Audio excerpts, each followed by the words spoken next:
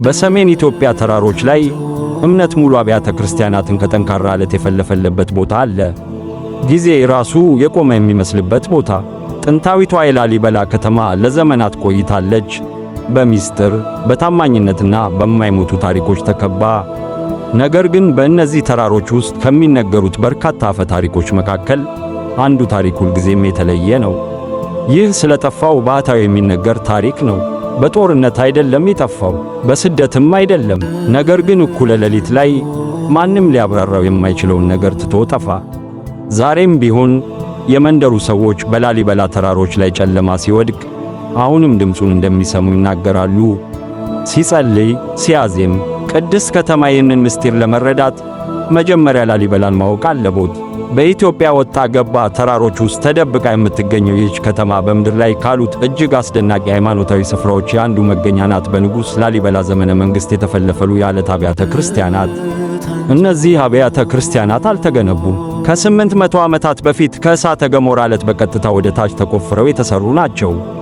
ምዕመናን በእነዚህ ቅዱሳን ግንቦች ውስጥ ለመጸለይ በየዓመቱ ከመላው ኢትዮጵያ ይጓዛሉ።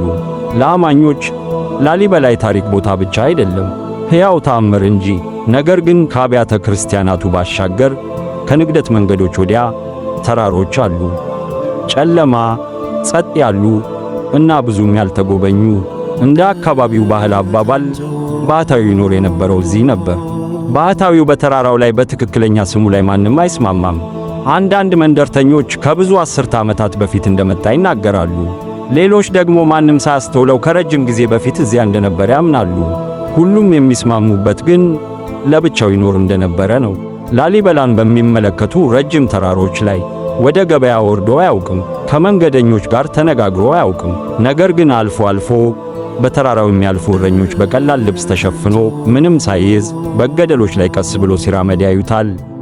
እናም በየምሽቱ አብያተ ክርስቲያናቱ ባዶ ከሆኑና ከተማዋ ጸጥ ካለች ከረጅም ጊዜ በኋላ አንድ ድምፅ በተራሮች ውስጥ ያስተጋባል። ጸሎት፣ ዜማ፣ በነፋስ የሚመጡ ጥንታዊ ጸሎቶች። አንዳንዶች ድምፁ በጣም አርጅቷል ይላሉ። ሌሎች ደግሞ ኃይለኛ፣ ከሰው በላይ የሆነ ድምፅ እንደሆነ ይናገራሉ። ነገር ግን አብዛኛው ሰው የሚያመልጠው ነገር አለ። ባህታዊው ወደሚኖርበት ዋሻ ሲገባ ወይም ሲወጣ ማንም አይቶት አያውቅም።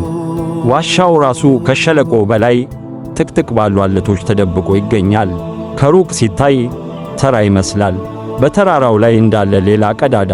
ነገር ግን ወደ ውስጥ ለማየት ተጠግተው የወጡ ሰዎች አንድ እንግዳ ነገር ገልጸዋል። የዋሻው ወለል ፍጹም ለስላሳ ነበር፣ ልክ እንደተወለወለ የማገዶ እሳት ምልክቶች አልነበሩም። መኝታ የለም፣ ምንም አይነት ቁሳቁስ የለም። በዋሻው መሃል የተቀመጠ አንድ ድንጋይ ብቻ።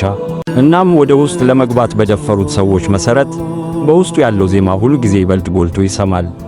ባህታዊው እዚያ ባይኖርም እንኳ ይህ ደግሞ አንድ አስጨናቂ ጥያቄ ያስነሳል።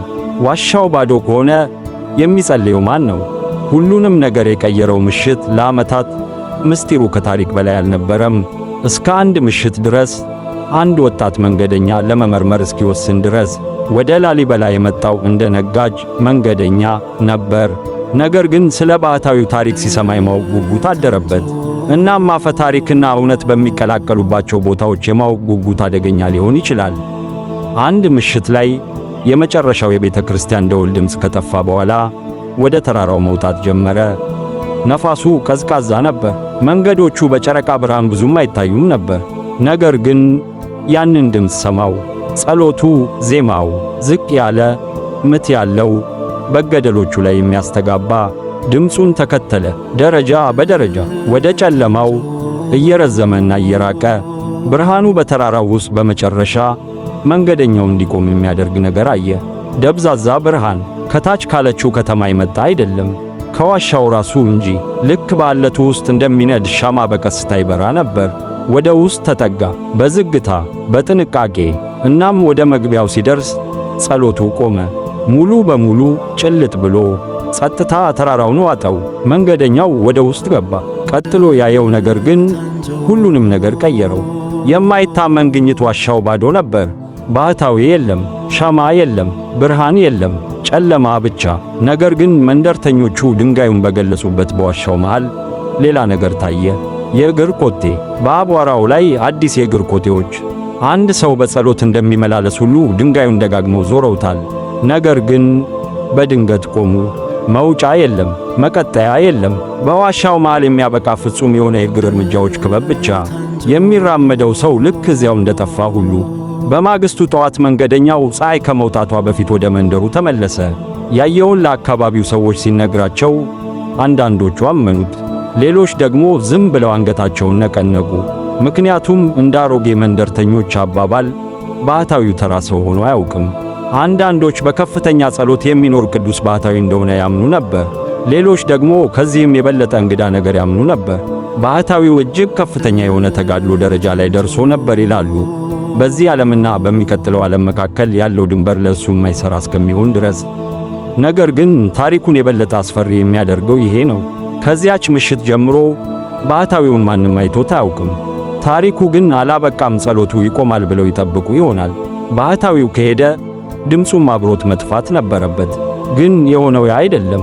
ምክንያቱም ዛሬም ቢሆን በላሊበላ ዙሪያ ባሉ ተራሮች ላይ ያሉ እረኞች እኩለ ሌሊት ላይ አንድ ነገር እንደሚሰሙ ይናገራሉ። በነፋስ የሚመጣ የሩቅ ድምፅ፣ ዝግ ያለ ምት ያለው ጥንታዊ፣ በአንድ ወቅት ከዋሻው ውስጥ ያስተጋባ የነበረውን ያንኑ ጸሎት። እናም አንዳንድ ጊዜ በምሽት ተራራውን የሚወጡ መንገደኞች ከዚህም የበለጠ እንግዳ ነገር እንደሚያዩ ይናገራሉ። ባዶ በሆነው ዋሻ ውስጥ የሚበራ ደብዛዛ ብርሃን። ታዲያ በላሊበላው ባህታዊ ላይ ምን ደረሰ? በበረሃ ውስጥ የጠፋ ባህታዊ ብቻ ነበር? መንገደኛው በጨለማ ውስጥ ያየውን ነገር ተሳስቶ ነበር? ወይስ በዚያች ቅድስት ከተማ በላይ ባለው ጸጥተኛ ዋሻ ውስጥ የበለጠ ምስጢራዊ ነገር ተከሰተ? ምክንያቱም አብያተ ክርስቲያናት በእምነት ብቻ ከጠንካራ ዓለት በተፈለፈሉበት ቦታ ምናልባት የማይቻል የሚመስለው ነገር ያን ያህል የማይቻል ላይሆን ይችላል። እና ምናልባት በእነዚያ ተራሮች ውስጥ የሆነ ቦታ ባህታዊው አሁንም እየጸለየ ይሆናል፣ እየጠበቀ በምድር ጸጥታና በዘላለም አስተጋቦ መካከል ተደብቆ። ወደ ላሊበላ ከሄዱ እና ከእኩለ ሌሊት በኋላ በነፋስ ውስጥ የጸሎት ድምፅ ከሰሙ ይህንን ታሪክ ማስታወስ ይፈልጉ ይሆናል። ምክንያቱም በኢትዮጵያ ተራሮች ውስጥ ያሉ አንዳንድ ምስጢሮች እንዲፈቱ አልተፈለጉም።